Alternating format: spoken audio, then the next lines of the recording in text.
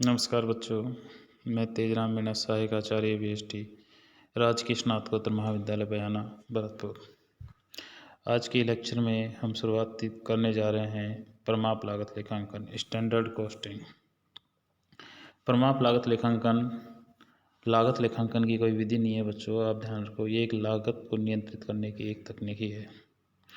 यानी आज के प्रतिस्पर्धा के युग में प्रत्येक उत्पादक का उद्देश्य अपने सीमित साधनों द्वारा अधिकतम लाभ अर्जित करना होता है। लाभ में वृद्धि करने हेतु या तो विक्रय मूल्य बढ़ाया जा सकता है या फिर लागत में कमी की जा सकती है।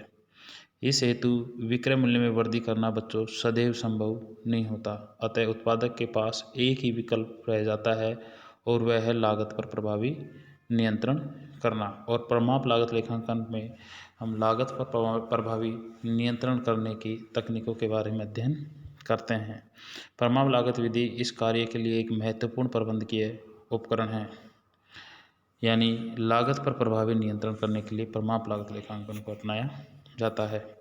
प्रारंभ में ऐतिहासिक लागत लेखे ही रखे जाते थे, जिसमें उत्पादन कार्य करने के पश्चात ही लागत की गणना की जाती थी। ऐतिहासिक लागत लेखों में क्या होता है, जब उत्पादन कार्य संपन्न हो जाता है उसके पश्चात लागत की गणना की जाती है।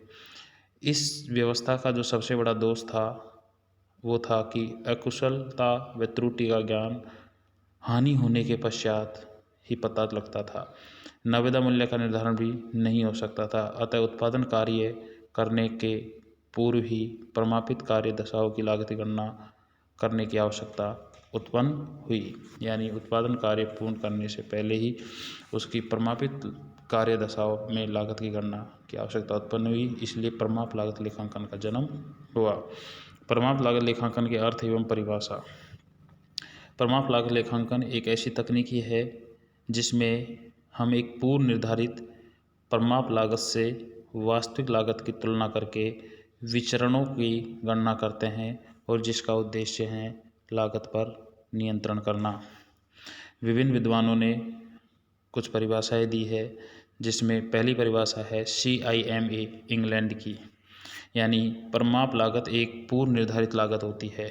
यानी कार्य करने से पहले ही उसकी लागत को निर्धारित करना ही प्रमाप लागत है, जिसकी गणना प्रबंध के कुशल संचालन हेतु निर्धारित प्रमाप एवं संबंधित आवश्यक अवयवों के आधार पर की जाती है।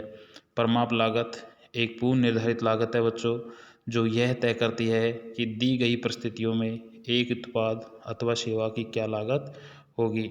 अतः प्रमाप लागत लेखांकन यह विधि है जिसमें प्रत्येक उत्पाद की प्रमाप लागत निर्धारित की जाती है पहले, फिर प्रत्येक उत्पाद की वास्तविक लागत की गणना की जाती है और फिर उसके पश्चात हम प्रमाप लागतें एवं वास्तविक लागतों के मध्य विचरण दर्शाने के लिए आंकड़े तैयार करते हैं।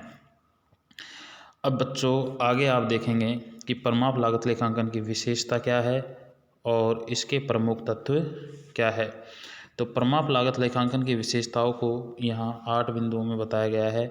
यानी सबसे पहले प्रमाप लागत का निर्धारण, यानी लागत के प्रत्येक तत्व जैसे सामग्री हुआ, श्रम हुआ और ऊपरी व्यय हुआ, इनके लिए प्रमाप लागत का पूर्व निर्धारण किया जाता है। फिर वास्तविक लागत की गणना की जाती है। नंबर 2 पर लागत के प्रत्येक तत्व की प्रमाप लागत के साथ साथ वास्तविक लागत की भी गणना की जाती है।